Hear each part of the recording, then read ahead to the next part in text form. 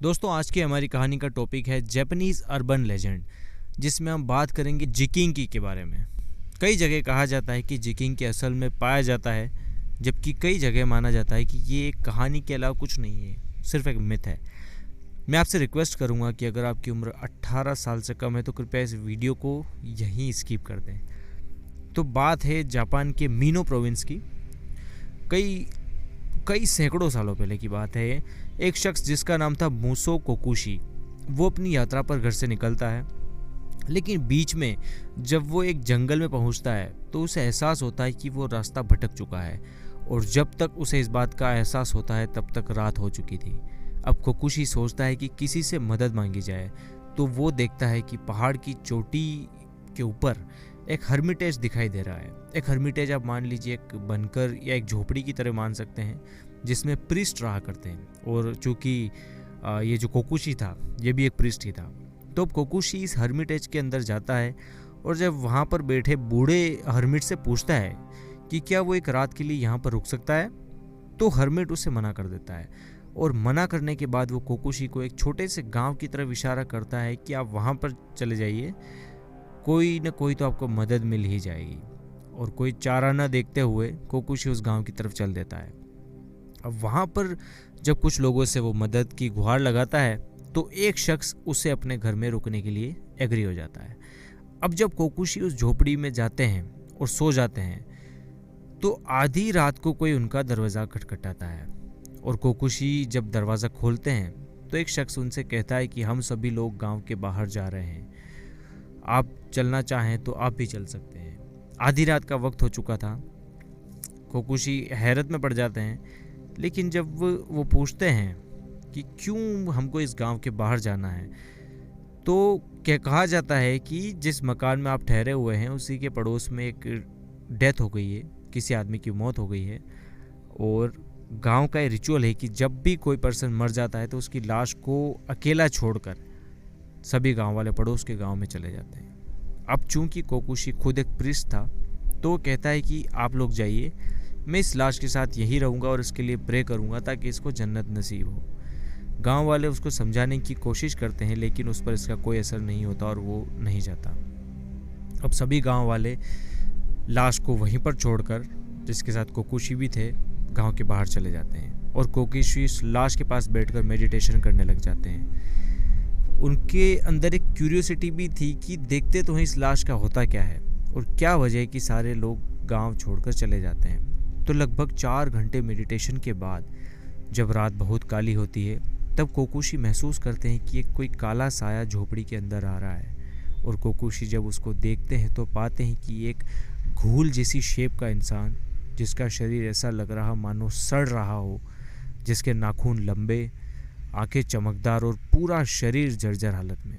और ये इंसान उस मरी हुई लाश के पास आता है और उसके टुकड़े टुकड़े करके एक एक टुकड़े को खाने लग जाता है।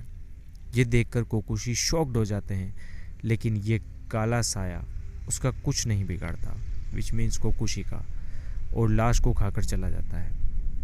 अब जब अगले दिन गांव के लोग आते हैं तो कोकुशी उनसे सब कुछ बताता है, लेकिन वो नोटिस करता है कि जब वो उन्हें सब बता रहा था तब गांव वालों को शायद ये बात पहले से पता थी।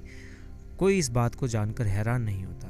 जब कोकुशी उनसे पूछते हैं कि क्या बात है कि आप लोग किसी के मरने के बाद किसी प्रीस्ट से उसके लिए प्रेयर क्यों नहीं करवाते, तो गांव वाले इस पर बोलते हैं कि यहाँ पर पिछले 400 साल से, ना सिर्फ यहाँ जबकि आसपास के गाँव में भी पिछले 400 साल से कोई प्रीस्ट नहीं रहता, ना ही आया कोई।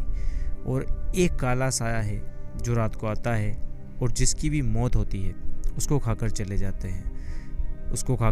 है। और ऐसा ही कुछ आसपास के गांव का भी हाल है।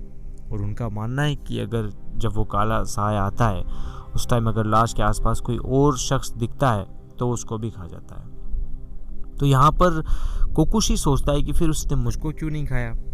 खैर, इसका जवाब पाने के लिए वापस उसी हर्मिटेज पर जाता है, लेकिन उससे पहले ये लोगों से पूछता है कि जो पहाड़ की चोटी पर हर्मिटेज है और वहाँ पर एक प्रीस्ट रहता है, आप उससे क्यों प्रे नहीं करवाते। अब गांव वाले शॉक्ड हो जाते और बोलते हैं कि ऊपर कोई हर्मिटेज नहीं है और ना ही कोई प्रीस्ट वहाँ पर रहता है।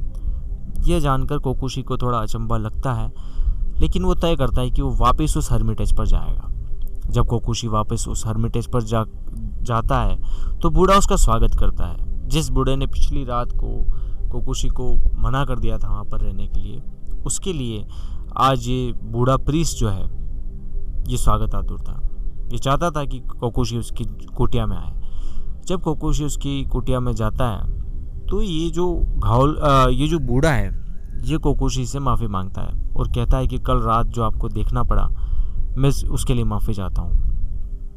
तो इस पर कोकुशी कहते हैं कि लोगों का मरना तो स्वाभाविक है और ये होता रहता है। तब वो बूढ़ा बोलता है कि नहीं, मरना वो बात अलग है, लेकिन जब उस लाश के पास जो काला साया आकर उसको खाता है वो देखना अलग बात है। और वो जो काला साया था वो मैं था। कोकुशी यहाँ पर हैरान हो जाता है और वो कहता है कि अगर तुम वो काले साए थे तो अभी तुम इस रूप में कैसे। तो वहाँ पर जो प्रीस्ट है वो उसको अपनी कहानी सुनाता है। वो बताता है कि वो भी एक प्रीस्ट के तौर पर यहाँ पर काम करने आया था रोज़गार की तलाश में, और जब उसने देखा कि आसपास कोई प्रीस्ट नहीं है, लोगों की लाश पर प्रे करने वाला कोई नहीं है, तो उसने देखा कि अच्छा मौका है, कुछ पैसे भी कमा लिए जाएंगे, घर खर्च भी चल जाएगा और एक तरह से उसको रोज़गार मिल जाएगा। तो गांव वालों की नीड को देखते हुए वहाँ पर प्रीस्ट का काम शुरू कर देता है। लेकिन कुछ समय तक उसका कारोबार अच्छा चलता है। कुछ समय के बाद वो उसके मन में लालच आ जाता है और वो लोगों की मौत से पैसे कमाने लग जाता है। उनकी किसी की भी डेथ होती तो उसके लिए प्रे करने के लिए वो ज़्यादा पैसे लेने लग जाता है। तो जब मरे हुए लोगों से वो ज़्यादा पैसे कमाने लग जाता है तो उसके अंदर का ईविल साइड जो है वो उस पर हावी हो जाता है और वो एक कर्ज का शिकार हो जाता है। उस कर्ज का शिकार होने का मतलब था कि अब ये एक जिकिंग की बन जाता है। जिकिंग की एक ऐसे शख्स को, ऐसी एंटिटी को कहते हैं जो कि जिसका शरीर सड़ती हुई लाश की तरह होता है और वो दिन में किसी भी रूप में रह सकते हैं, लेकिन इनको खाने के लिए सिर्फ लाश चाहिए होती है और लाश खाने में इनको बिल्कुल मज़ा नहीं आता, लेकिन फिर भी इनको लाश खानी पड़ती है, उसके अलावा इनके पास कोई रास्ता नहीं है।